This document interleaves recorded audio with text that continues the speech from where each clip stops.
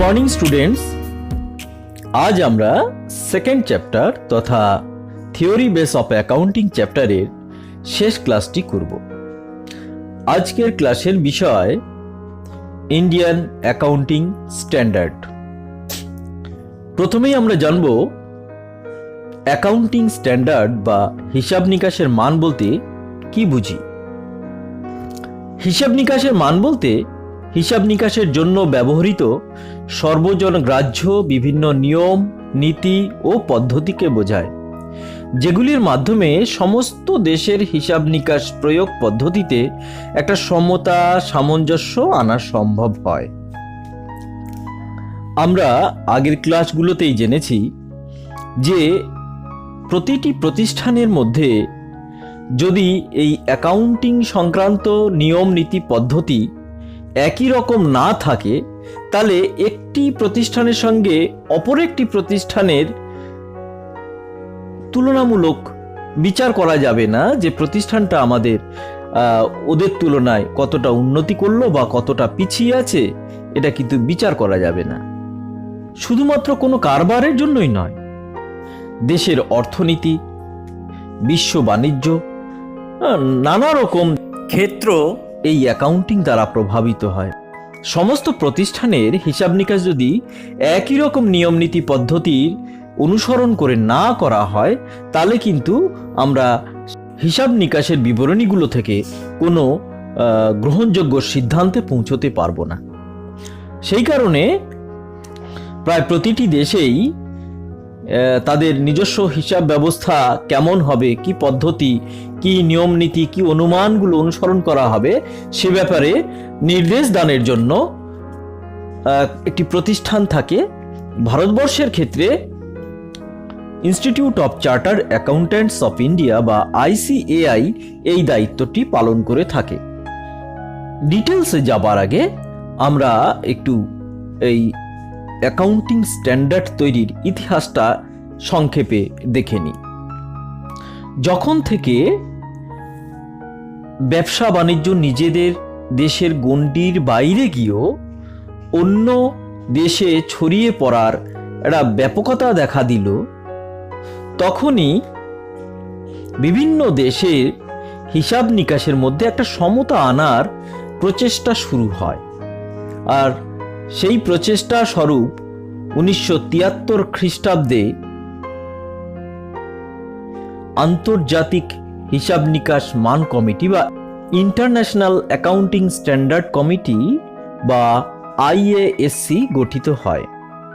সেই সময়ে মোট 9টা দেশ এবং 16টি হিসাব নিকাশ সংস্থা এই কমিটির আন্ডারে ছিল।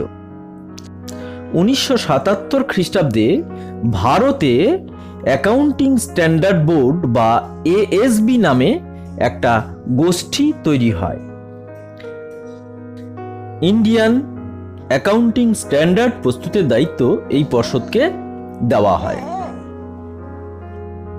ICAI এর অনুমোদন সাপেক্ষে ASB যে হিসাব নিকাশের মানগুলি বা অ্যাকাউন্টিং স্ট্যান্ডার্ডগুলি তৈরি করেছে, সেগুলি সর্বপ্রথম সার্বজনীন কোম্পানি এবং ঘরোয়া কোম্পানির ক্ষেত্রেই প্রযোজ্য হয়। এখনো পর্যন্ত ICAI 32টি অ্যাকাউন্টিং স্ট্যান্ডার্ড প্রকাশ করেছে। এর মধ্যে 8 নম্বর অ্যাকাউন্টিং স্ট্যান্ডার্ডটি বাতিল করে 26 নম্বর অ্যাকাউন্টিং স্ট্যান্ডার্ডের অন্তর্ভুক্ত করা হয়েছে। আমরা এখন কিছু গুরুত্বপূর্ণ অ্যাকাউন্টিং স্ট্যান্ডার্ড সম্পর্কে জানব। যেমন AS1 এ বলা হয়েছে ডিসক্লোজার অফ অ্যাকাউন্টিং পলিসিস সম্পর্কে। AS2 তে আছে ভ্যালুয়েশন অফ ইনভেন্টরিজ অর্থাৎ ভ্যালুয়েশন অফ স্টকস। AS3 তে আছে কিভাবে ক্যাশ ফ্লো স্টেটমেন্ট তৈরি করতে হবে। AS6 এ আলোচনা করা হয়েছে ডেপ্রিসিয়েশন অ্যাকাউন্টিং। AS9 এ রেভিনিউ রেকগনিশন সম্পর্কে আলোচনা করা হয়েছে। AS10 A accounting for fixed asset সম্পর্কে আলোচনা হয়েছে। AS12 এ আছে accounting for government grants, AS 13 আছে বিনিয়োগের হিসাব নিকাশ বা অ্যাকাউন্টিং ফর ইনভেস্টমেন্টস, AS 21 আছে কনসলিডেটেড ফাইন্যান্সিয়াল স্টেটমেন্টস, AS 22 আছে accounting for taxes on income. এই রকম মোট 32টি অ্যাকাউন্টিং স্ট্যান্ডার্ড আছে।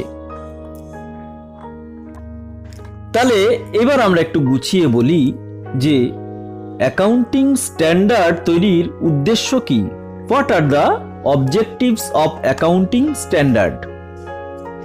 এ সম্পর্কে আমরা শুরুতে খানিকটা আলোচনা করেছি, এখন পয়েন্ট আকারে আর একটু আলোচনা করা যাক। প্রথম পয়েন্টে আমরা বলতে পারি মুখ্যত অ্যাকাউন্টিং স্ট্যান্ডার্ড হিসাব নিকাশের মধ্যে সমতা আনার জন্যই তৈরি হয়েছে। দ্বিতীয়ত, বিভিন্ন প্রতিষ্ঠানের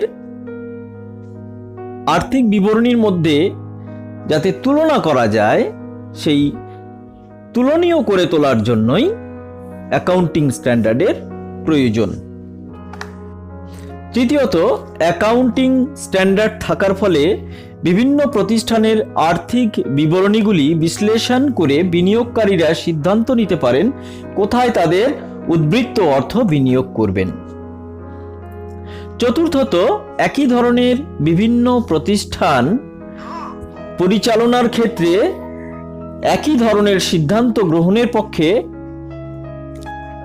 অ্যাকাউন্টিং স্ট্যান্ডার্ডগুলো সহায়ক হয়।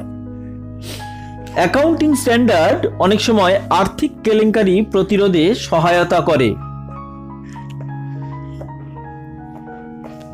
এই অ্যাকাউন্টিং স্ট্যান্ডার্ড অনুযায়ী যখন প্রতিষ্ঠানের হিসাব নিকাশ হয়ে থাকে, তখন হিসাব নিকাশের মধ্যে ভুল ত্রুটি, জুয়াচুরি এগুলো কমে আসে এবং এইভাবেই প্রতিষ্ঠানের আর্থিক কেলেঙ্কারি প্রতিরোধ করা সহজ হয়।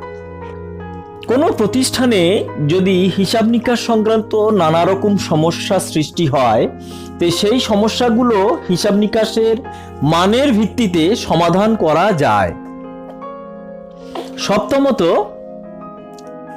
নিরীক্ষা ব্যবস্থা সরলীকৃত হয়েছে, কেননা সমস্ত প্রতিষ্ঠানই যখন একই ধরনের নিয়ম নীতি ফলো করে, তখন নিরীক্ষা কাজটাও অনেক সহজ হয়ে যায়।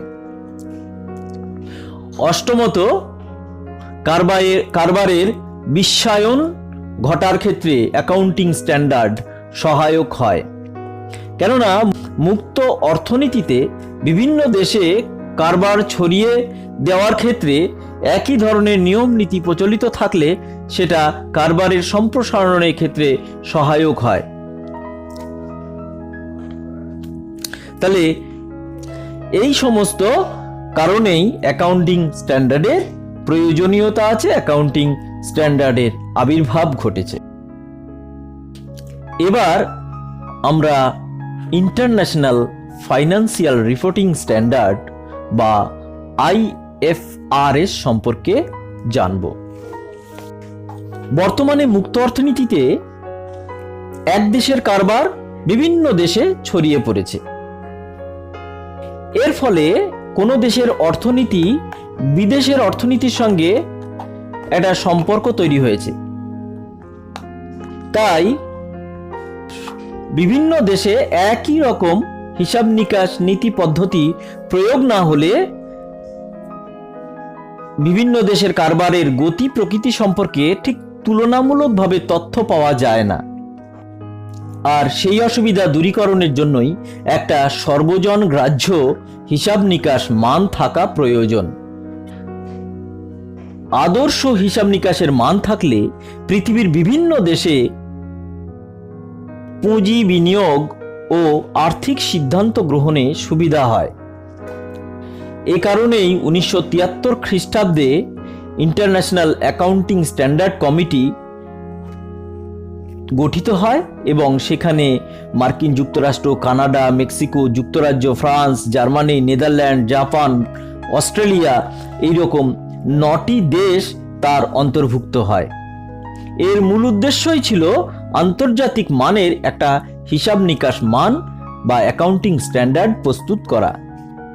2001 খ্রিস্টাব্দে ইন্টারন্যাশনাল অ্যাকাউন্টিং স্ট্যান্ডার্ড কমিটির নাম পরিবর্তন হয় এবং পরিবর্তিত নাম হয় ইন্টারন্যাশনাল অ্যাকাউন্টিং স্ট্যান্ডার্ড বোর্ড বা IASB।